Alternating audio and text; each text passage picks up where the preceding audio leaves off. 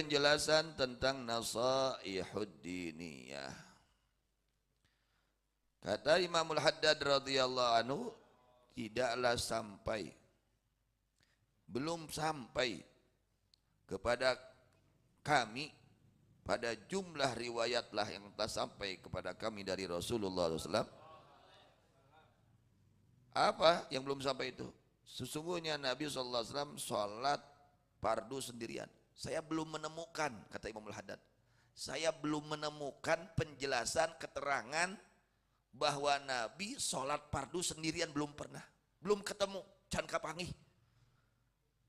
Eta nusok sholat fardu sorangan berarti manggihan keterangan apa? Eta mah tos pandakan keterangan. Iya mah Imamul Haddad, orang yang alimnya luar biasa, ketalar hadis luar biasa. Beliau ulama besar, belum menemukan riwayat yang menjelaskan bahwa Nabi SAW sholat fardu sendirian, belum pernah. Can menakan di Korean teh can kapena. Jadi lamun urang sholat sorangan wae, sholat fardu, oh urang mah geus menakan keteranganana. Ya, urang mah tos menakan kata Imamul Haddad mah can menakan. Hebat saya berarti. Siga nu hebat urang, lain hebat urang, gorengna urang. Nah, itu seperti itu Imamul Haddad, ulama besar, wali besar, ahli ilmu, betul-betul ahli ilmu. Hadisnya ribuan hadis ketalar, kitab-kitab hadis beliau hafal. Belum mendapatkan riwayat yang sampai kepada beliau bahwa Nabi SAW sholat fardu sendirian, tidak berjamaah, belum mendapatkan beliau riwayatnya. Gitu sahur Imamul Haddad radhiyallahu anhu. Bahkan belum pernah sampai riwayat bahwa Nabi sholat sendirian, sholat satu kali sendirian, belum juga. Artinya apa? Saking betul-betul Nabi SAW mementingkan sholat berjamaah. Hampir-hampir Nabi itu belum pernah sholat sendirian dalam sholat fardu. Pasti berjamaah. Pasti. Nah, ini luar biasa ini amalan sholat berjamaah. Amalan sholat berjamaah ini adalah sunnah Nabi Muhammad Sallallahu Alaihi Wasallam yang belum pernah beliau tinggalkan. Hampir-hampir belum pernah beliau tinggalkan itu sholat berjamaah. Harus Nabi saja, ya, pimpinan para nabi, pimpinan para rasul, begitu luar biasa beliau memperhatikan sholat bari nabi, ya teh nabi rasul, ya, yang sangat mulia, yang sangat agung. Beliau tidak berani meninggalkan sholat berjamaah. Nah, ai urang lain nabi, lain rasul, can jadi ulama, can jadi wali, karek jadi wali nikah we nya. Nah, nikah hare-harekeun kana salat berjamaah. Bari doraka loba, amal soleh saeutik, ilmu saeutik, amal soleh saeutik, niwani-wani urang nyapelekeun kana salat. Kadenya Nabi saja begitu perhatian terhadap salat berjamaah sehingga betul-betul dijaga salat berjamaah jangan sampai tertinggal. Ya, ini kata Imamul Haddad, belum sampai kepadaku riwayat penjelasan hadis atau apa saja yang menjelaskan Nabi sholat fardu sendirian, belum sampai. Pasti Nabi itu kalau sholat fardu berjamaah di mana saja, baik sedang di rumah, baik sedang bepergian, baik sedang di mana saja, pasti beliau laksanakan sholat fardu itu berjamaah. Kartos tadi dijelaskan bagaimana ketika Isra Nabi berjamaah dengan para nabi, sedang Isra berjamaah. Tuh hebatnya, ya, sholat berjamaah sangat dipentingkan oleh Nabi Muhammad Sallallahu Alaihi Wasallam. Sampai-sampai sedang Isra saja beliau sholatnya berjamaah. Kartos tak kurang perhatoskeun ya. Apa yang sangat diperhatikan oleh Nabi Muhammad SAW, oleh kita perhatikan, sangat perhatikan. Karena di situ banyak keberkahan, kebaikan yang Allah berikan di dalam sholat berjamaah. Nabi itu yang pasti sholatnya, yang pasti soheh, yang pasti khusyuk, tapi beliau tetap tidak pernah meninggalkan sholat berjamaah. Komo orang, nucan pasti diterima sholat. Tinggisnya ada, tinggus benar sholat ya. Itu Nabi saja yang begitu pasti sholatnya, hebat sholatnya, luar biasa sholatnya, masih beliau tetap ya melaksanakan sholat berjamaah. Oleh karenanya kita jangan meninggalkan sholat berjamaah. Berkata Ibnu Mas'ud radhiyallahu anhu, beliau mengatakan, sungguh kami telah melihat kepada kami semua para sahabat, tidaklah meninggalkan, tertinggal dari sholat berjamaah kecuali orang munafik yang telah diketahui kemunafikannya. Jadi orang dulu para sahabat itu aib lamun tinggalin berjamaah. Wah aib geus, wirang cek urang mah. Kenapa? Karena orang yang tinggal sholat berjamaah tanpa udzur di zaman Rasulullah SAW itu sudah dicap orang munafik. Jika lamun zaman kiwari munafik kabeh loh benar. Pekte lain batur, pekte urang nu munafik. Astagfirullah. Jadi aib di zaman Nabi Muhammad SAW ada orang sholat fardu sendirian nggak berjamaah itu sudah aib, wirang, sudah aib itu. Kenapa? Karena sudah ada cap orang munafik. Di dalam hatinya ada bibit-bibit sifat kemunafikan. Karena tidak mau sholat. Allahu Akbar. Ieu sing sieun urang sing hariwang. Allahu Akbar. Lamun urang hirup baheula kumaha tah? Teu berjamaah, wah munafik. Allahu Akbar. Cigana jabar kiwari kumaha munafik? Wah pabalatak munafik kuku. Ya Allah. Mudah-mudahan semua ya bisa menghidupkan sholat berjamaah, amin. Itu wirang baheula mah, cacat, malu, wirang, ya malu.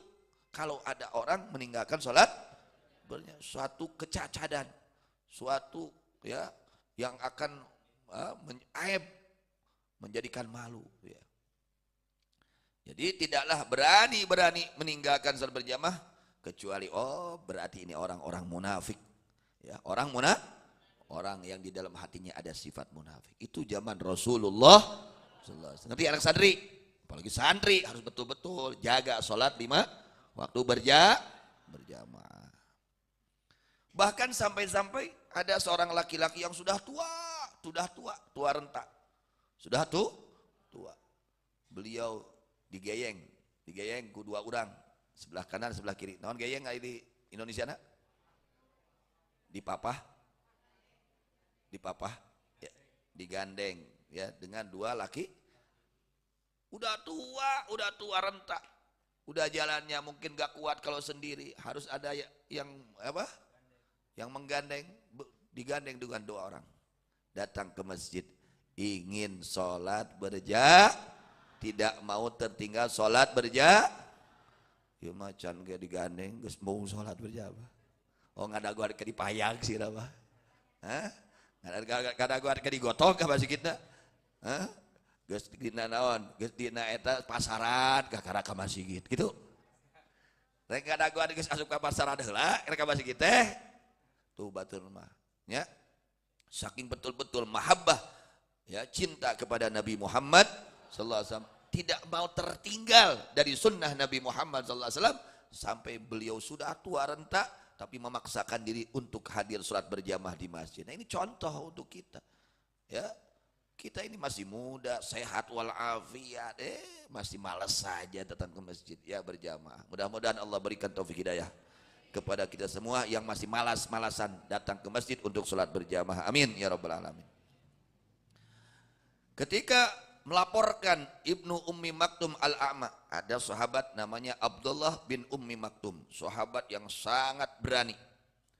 Beliau ini matanya tidak melihat, karimul ain, lolong cikurang, buta matanya, tidak melihat. Beliau datang kepada Rasulullah SAW mengadukan ya, alasan, yaitu alasannya satu.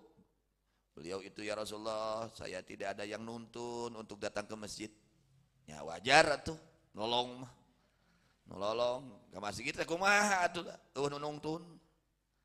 Yang kedua, di saat itu di kota Madinah banyak lubang-lubang, takutnya jatuh ke lubang. Lalu banyak binatang-binatang. Dan rumahnya jauh dari masjid. Bayangkan ke orang. Ya, bayangkan oleh kita. Orang buta tidak melihat, rumahnya jauh dari masjid, ya, dan dia tidak ada yang menuntun, dan di jalan tersebut banyak lubang-lubang dan banyak binatang. Beliau mengadukan kepada Rasulullah SAW, memohon izin untuk tidak ikut sembahyang di masjid berjamaah, karena jauhnya tempatnya dari masjid. Dan karena beliau tidak melihat dan tidak ada yang menuntunnya. Masya Allah. Akhirnya setelah beliau menyampaikan alasan tersebut, Nabi SAW memberi udzur, mengizinkan kepada beliau untuk sholat di rumah saja. Nggak usah ke masjid berjamaah. Begitu beliau berdiri, Abdullah bin Ummi Maktum berdiri dan berangkat, tidak lama dipanggil kembali oleh Nabi SAW. Sudah bangun, sudah menyampaikan alasan, ya beliau memohon izin untuk tidak ke masjid. Karena alasan yang pertama, tidak ada yang nuntun. Karena beliau buta. Kedua, karena jauh rumahnya. Ketiga, karena jalannya itu banyak lubang dan banyak binatang. Itu. Akhirnya diizini oleh Rasulullah SAW untuk beliau sembahyang ya di rumah, tidak berangkat ke masjid berjamaah. Setelah demikian, beliau pulang, baru berapa langkah dipanggil kembali oleh Rasulullah SAW. Abdullah ke sini. Abdullah bin Ummi Maktum. Gimana? Begitu ditanya lagi. Kata Rasul, hal tasma'u hayya 'alas shalah hayya 'alal falah? Hei Abdullah bin Ummi Maktum, apakah kamu mendengar azan? Terdengar tidak azan? Hayya 'alas shalah hayya 'alal falah. Bari baheula lain kemudian ayeuna make speaker. Teu kabayang baheula gogorowokan dina menara. Hayya 'alas shalah hayya 'alal falah kan gitu. Terdengar tidak oleh kamu? Kata Abdullah bin Ummi Maktum, "Na'am." Ya tentu saja ya Rasulullah. Terdengar oleh Rasulullah. Maka bersabda Nabi sallallahu alaihi wasallam, "Fahalum mahala." Ayo, harus berjamaah ke masjid, jangan tertinggal. Waduh. Eta bari naon teu ninggal. Kabayangkeun kurang. Saking apa pentingnya salat berjamaah ini. Saking luar biasanya salat berjamaah. Sehingga Nabi tidak memberi udzur kepada Allah bin Ummi Maktum ya untuk meninggalkan salat berjamaah di masjid. Padahal beliau tidak melihat, lalu tidak ada yang menuntunnya. Saat itu jauh rumahnya dari masjid. Ya mah di pipir masjid. Bari bentak. Bari eueuh naon. Masih kena tinggalin. Inna lillahi. Allah. Ieu terjadi di urang lain di batur. Kadang di pasantren. Ngaran pasantren, urang pasantren, tara ka masjid. Inna lillahi wa inna ilaihi.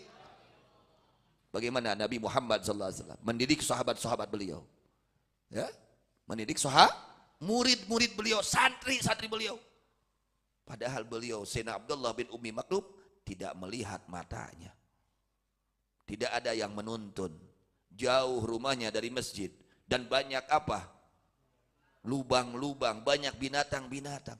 Tapi oleh Nabi tidak diizinkan untuk apa? Tertinggal sholat berjamaah di masjid. Masya. Kadenya? Kade urang, kadenya diajar ya, urang diajar. Can bisa 5 waktu mah 2 waktu weh.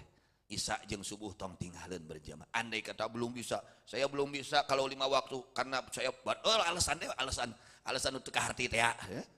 Alasan untuk ke hati cing syariat itu.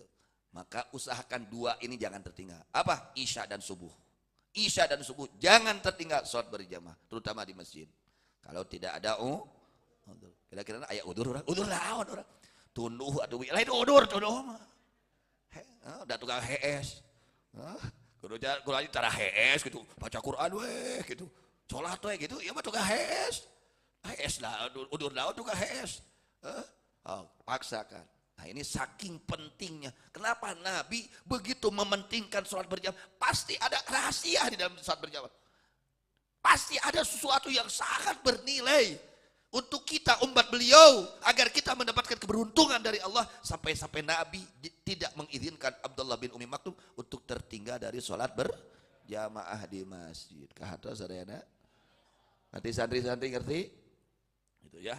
Cacak nu lolong wae ku Nabi teu diizinan tinggalin saat berjamaah di masjid. Komo anu beun. Nah, mudah-mudahan ya Allah Subhanahu wa taala memberi taufik hidayah kepada kita semua untuk betul-betul mengikuti sunnah-sunnah Nabi besar Muhammad sallallahu alaihi wasallam, menghidupkan sunnah-sunnah Nabi besar Muhammad sallallahu alaihi wasallam sehingga Nabi sallallahu alaihi wasallam ridha dan senang dan gembira kepada kita umatnya yang dibanggakan oleh beliau. Amin. Amin ya rabbal alamin. Wallahu a'lam bishawab. Ilal maju wal